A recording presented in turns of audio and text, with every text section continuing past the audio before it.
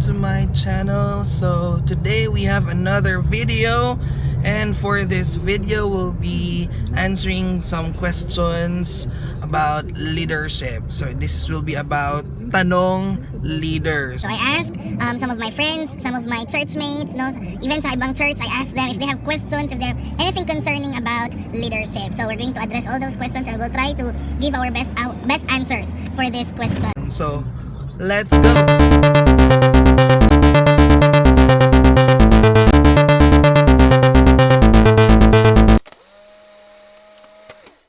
What up everyone? And ito na po, we're going to answer your questions. But before that, andito kasama natin ang walang iba kundi si Dri. Ayan. Hi guys, how are you all?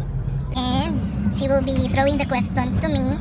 And also Dre will share something if meron siyang insights also na gusto niyang i-share in answering your questions, everyone. So let's start. Our first question. Okay, sige. So, the first question we have here is none other than from Miss Queenie Ocliasa. Sino kaya to siya? Joke. So, her question is, when do we know that a leader failed in his leadership? Wow, very Uncommon answer daw iyang gusto. Gusto niya ng uncommon answer. Makulbaan po ta, no? Makulbaan ta sa mga uncommon. If you as a leader allowed your own personal struggles to stop you from doing your job as a leader, and then because sometimes yan yung nangyari sa leadership eh. We have so much personal struggles, we have so much issues in ourselves to the extent that we forget the purpose of the Lord in our life. We forget how to parang overcome it. We are so overwhelmed with our issues that it overcomes us rather than us overcoming it. Despite of your struggles, despite of the things that are happening around you, you should not be hindered as a leader to, do your job, to fulfill God's call in your life. And another thing, you fail as a leader when you stop leading. No matter what your struggle is, no matter ano yung mga pinagdaanan mo as a leader, do not stop leading because that is who you are. You are a leader and there is a great potential inside of you. When the leader failed his leadership is when the leader himself or herself declared that he or she is a failure, whether by leading oneself or leading other people. What I'm trying to say is, yun nga yung sinabi ni Kuya Joff na it will cause you to stop leading, but then knowing that there are a lot of ways to keep moving forward, but then you decided not to, diba? Ingon gani sa Bible na doing what you have to do and not doing it is a sin. So that would really lead to failure because sin, it really wants us to be a failure. That is so right. And that will not happen to us. And that will not happen to us.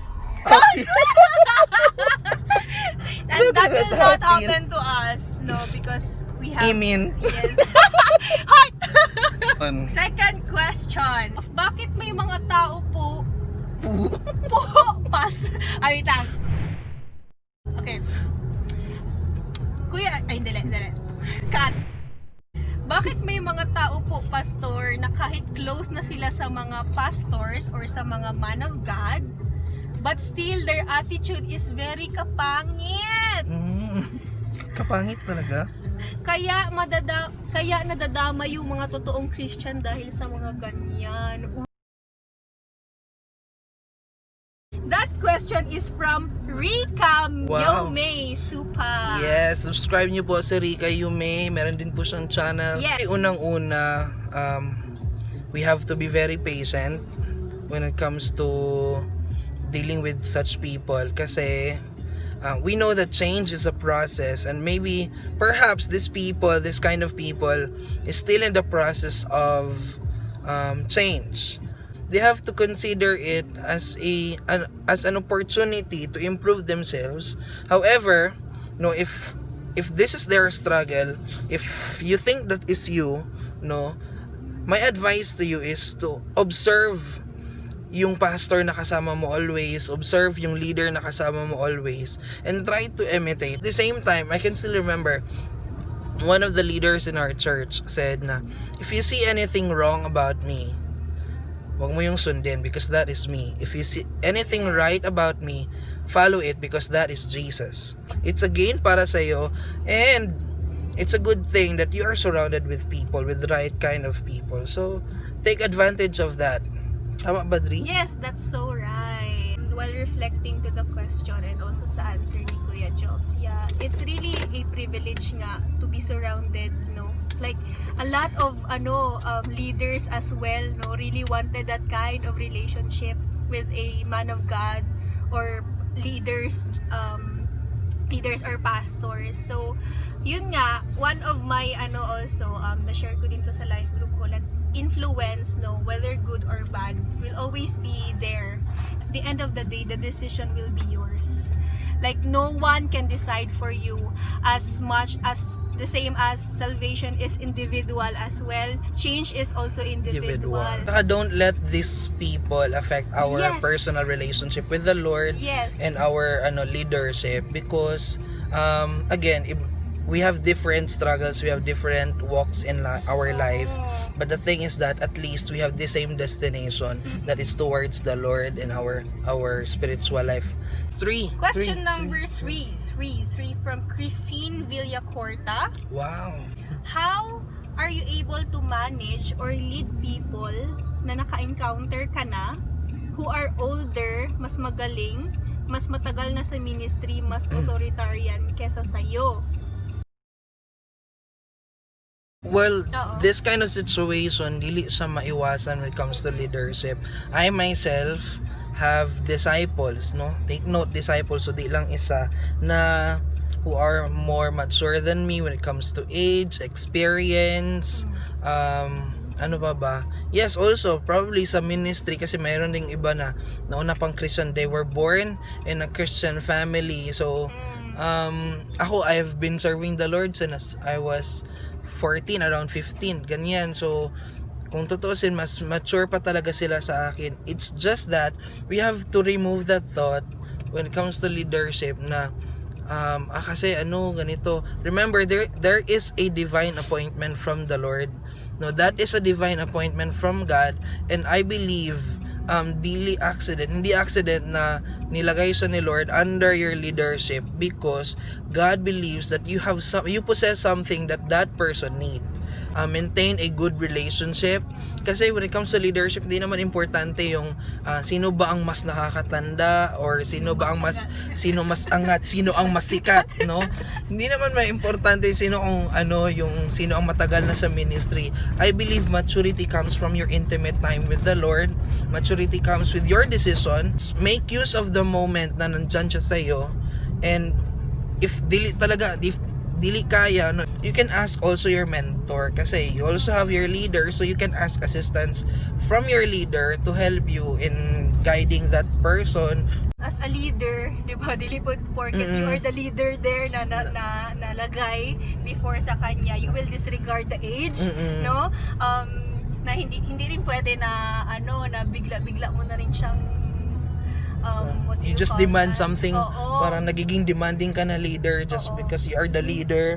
No, remember that leadership is not positional, it's Yes. functional. Yes. It's really a case-to-case basis then.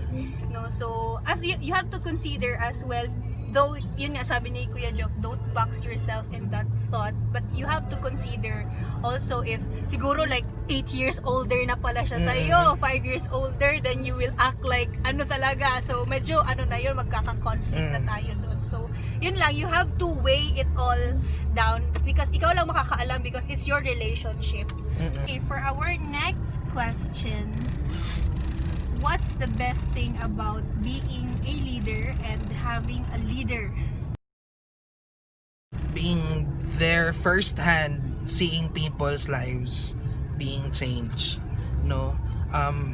experiencing that is such an awesome feeling kasi you are first-hand experiencing the things that God is doing in their life, and you can see how good God is. You can see how great our God is, because you're going to see people na mga dating baliw, mga dating adik, mga literal na baliw, literal na adik, no, but right now their lives are never the same again, and you being part of that is an awesome experience. It's an awesome privilege as a leader. So and I believe, ako personally, there's nothing else that I could ask for more.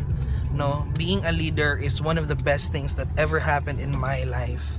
But having a leader is also ikaw mismo, there are things in your life na hindi mo nakikita. There are things in your life that you miss out sometimes, and those people who made themselves accountable and responsible in your growth is parang, who are you, diba? Parang who are you for them to spend their time, effort, money, naalagaan ka, especially spiritually, but still they're doing it, and no matter ano yung ginagawa nila, wala silang nakukuha in return. Para sa nila, it's seeing you as their disciple is already their joy. And for me, having my leader with me is parang naiiyak ako. And I believe he is God's intervention para sa buhay ko. Yes. Shout out Pastor Joel. Isahin ko na lang yung answer. For me, the relationship that we have created, it's a relationship that I never thought I would have, no, in my life. And yun, it just sums it all up, no, within that relationship. It's not an easy road, it's a rough road as well, because hindi lang always love and enjoy nang always, or it's not always fun, no, but there will be corrections, no, there will be mga madugong mga madugong bratatata.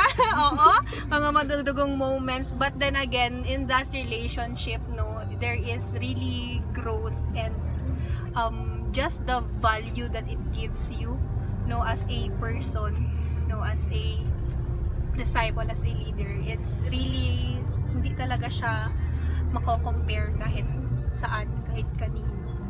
Shout out sa mga leader. We're proud of you. Thank you so much for your lives. We are forever grateful. The next question we have here from Shanilay Gomez. Why is it necessary to have a leader? Not everything in your life, no, you are not a mirror of yourself. We all have our blind spots, and we need someone to point that out for us, because again, we are not perfect. Meron iba close to perfect, no? Mga nandito na side. Mga close to perfect, but still at the end of the day, no, alam natin in ourselves na this kind of people, even though di natin sila kadugo, no, they really matter in our life, because they are big contribution to our personal growth as a person, as individual, as a disciple, as a citizen of the Philippines. Our leader, or even other leaders, no, they have Manggodi bird's eye view, point of view of you. So that's when there are strengths that they have that can fulfill, no, your weaknesses, and vice versa as well. Oo, job description yan ng leader, no, they will guide you, they will lead you, they will be with you, not forsake you. Yes, if someone doesn't want to be under your leadership, but you know that the person needed it, what can you do? Ito yung mga disciple na, ay di ko ganahan sa iya, ayoko nito, ayoko sa leader ko. Unang-una, you as a leader, you don't insist yourself to people, di ba? You don't exhaust yourself to people who are not willing to commit to you.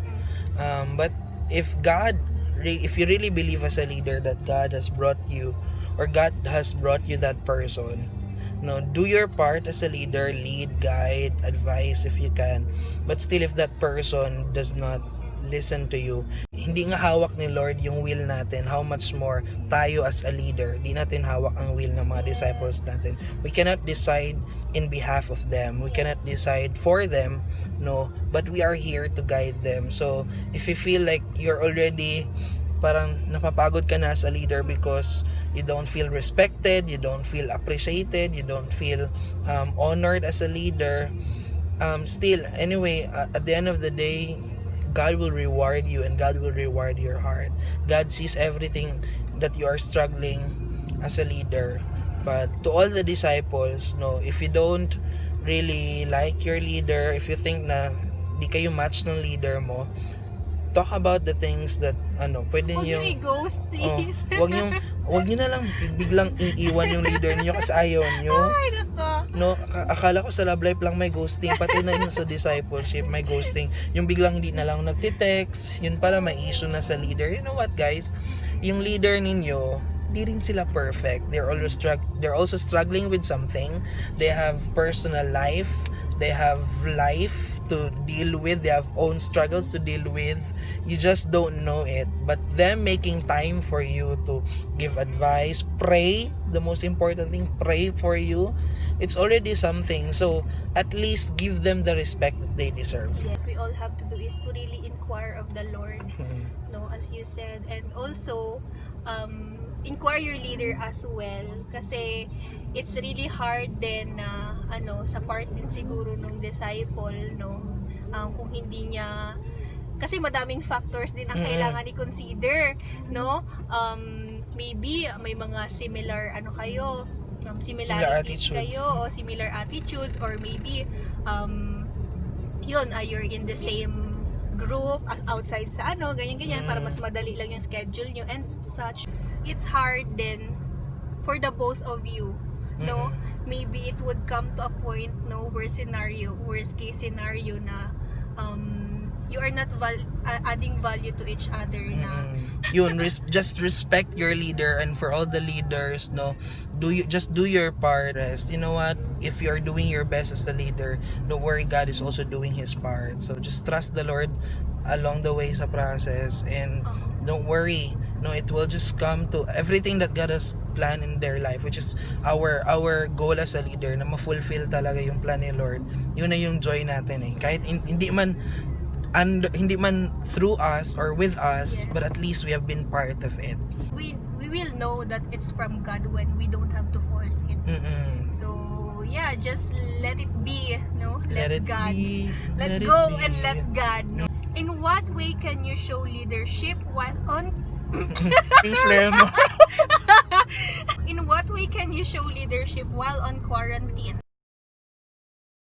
During this quarantine, ako personally, I was struggling with this, how to show, no, kaya I think lahat ng leader there, they've struggled on this kasi it really is a struggle. It is really hard to become a leader in a situation na dili pod, na hindi convenient para sa atin. No, we cannot call for a meeting, we cannot gather them, we don't know what's happening in their life because minsan lang update nila kasi sila din, they're struggling with something, hindi lang mentally, emotionally, financially, physically. So how can we become a leader during the season? Unang-una, ikaw take good care of yourself. Yes.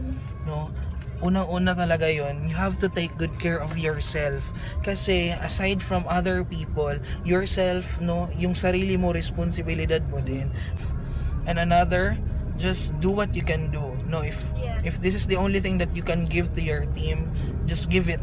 No, kasi everyone is going through something right now, and I believe all we can give to each other is being considerate in our situation. No, so if all you can give is call them, no, just call them whenever you have time, or if you can give time in kanang kumustahon sila or bisitahin sila, you can do it as long as it won't compromise your safety, it won't compromise also your you as a person. And always pray as a leader. No, always pray for your disciple. Battle it in prayer kasi right now this is a test of our faith no, and this is an opportunity for everyone to remain faithful or to become unfaithful. Now, real faithful people will always choose to be faithful even if they are given an opportunity to be unfaithful. No, just battle it in prayer right now, because di mo na lang laban to as a leader, laban din to nila, so they have to do their part. So true, 'di ba? This pandemic was really a surprise transition, no, for all of us. Surprise. Yes, it's also one of my realizations kasi 'di ba, when it comes to transitions, it is mostly expected, 'di ba? Pag nag-graduate tayo ng high school, okay, we will transition to college. After college, okay, we will transition to work. But this whole pandemic that's been going on was really a surprise for us. So medyo na-caught off guard yung iba. So 'di ba, may mga nakita tayong leaders na medyo nag-lay low, or may mga leaders na neutral lang, disconnected and all. So yun, as a leader, and we are blessed, no, we can consider ourselves blessed that we are in this generation that this pandemic happened, no, though there are really no convenience when it comes to physical meetups, but there is accessibility. Kita as a leader, no, we just have to do our part. No, at yun nga yung always sinasabi ko, at the end of the day, it's your decision if you will beat that devil that's been lying to you, whispering to you, or magpapadala ka ba, or you will just overcome all of them. Also, I know lahat naman tayo, 'di ba, like nagapaningkamot ta sa tong mga devotional. So sa ang mga revelations nato, no, we can also contribute, no, or even expand our leadership by also posting, no, to encourage, use social media as a platform. We all know bisan status lang or tweets lang, or you can edit so Pwede ka mag-vlog. Pwede ka rin mag-vlog. So there are a lot of ways, no. We leaders are creative, no. Amen. We leaders are intelligent, so we can think of so many ways to really overcome this situation. This and just unleash, no, the leaders inside of us, and let's make the most out of this opportunity. Laban mga leaders. Laban mga leaders.